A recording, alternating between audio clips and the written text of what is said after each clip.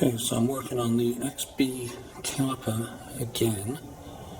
Last time I de-aired it and the brake pedal travel has gotten longer again, and I'm suspecting the shim, this one right here on the back of the brake pad, because it is moving again.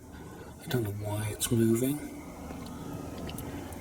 but I'm going to see if I can't glue it onto the back using spray adhesive, which may stick for a while.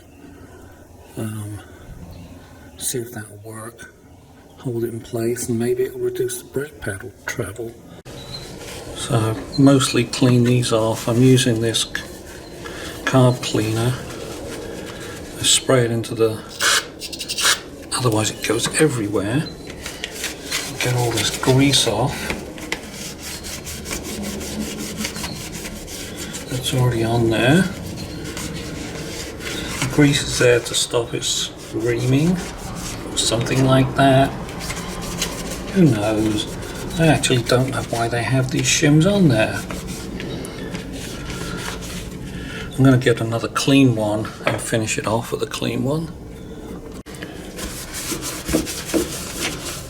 Okay, this is a clean one. Yeah, it's pretty clean. So the shim's there as a thermal brake. Drop the temperature because you have to go across some kind of an interface. Although one would imagine braking hard, they would be in pretty good contact, good enough to transfer temperature. I really don't know why these things are on there. I guess I should look it up on Google, eh? Okay. Now I think these are good enough for the spray adhesive. This is the spray adhesive I'm going to use. It probably won't take the temperature. It says heat resistant, but it won't, because it gets pretty hot. But we'll give it a try.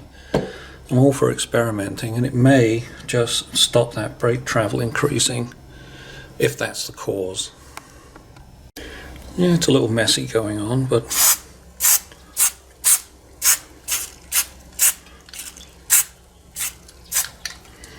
it'll probably work. We put some on this side, so we'll stick that shim on. I think I'm supposed to wait for it to dry. Better read the instructions, eh? Right, so I just put it on, press it in place,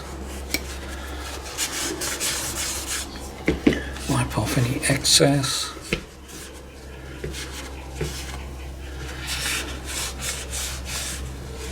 You might be able to notice I've got the piston back into the bore here. When I take these off, I grab the caliper and I twist it this way, and that pushes that piston back in and pushes the fluid back up into the reservoir, where the cap is still on. And now I'm going to put the caliper back on and then pump the brake pedal out until it squeezes on the calipers.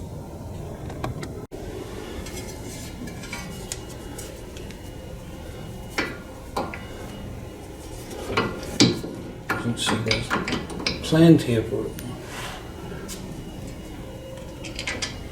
You can do it by swinging up this top pivot, but you have to undo the little clamp over there, whichever way is easier for you. I wanted to push the piston back in, so I took out both bolts. I'm going to have to go check the torque on these. So those caliper bolts with 25 foot-pounds, they're on. Now I'm going to pump the pads back on the disc. Okay, so engine off is for the moment. All the way to the bottom.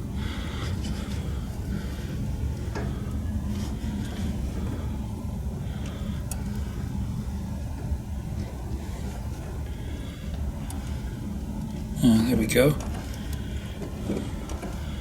That feels pretty firm, but I want to confirm, just turn the engine on so that the engine boost is effective. So here we go.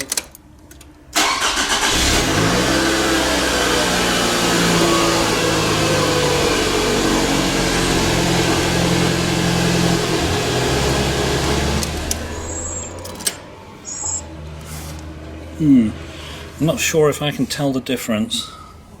I may have to take it for a run around the block. Hey there, so I did the same thing to the right hand wheel with the brake caliper. Put it all back together, did the pushing of the fluid back into the master cylinder, took it for a test run, and I think I can tell the difference now that I've done 2 of them. When I just did the 1, I couldn't tell a difference, but the 2, yeah, I think it's a bit better on brake travel. I think I'm still going to have to do a brake bleed as well, and maybe later on, if it keeps happening again, it's probably going to end up being the master cylinder that's having a problem. So I guess this is the cheap way to approach the problem, because that cost me nothing. The brake bleed, I'm going to borrow my son to help me, so free for me. But the master cylinder will cost a bit, so approaching, instead of firing the parts canon, let's see how it goes.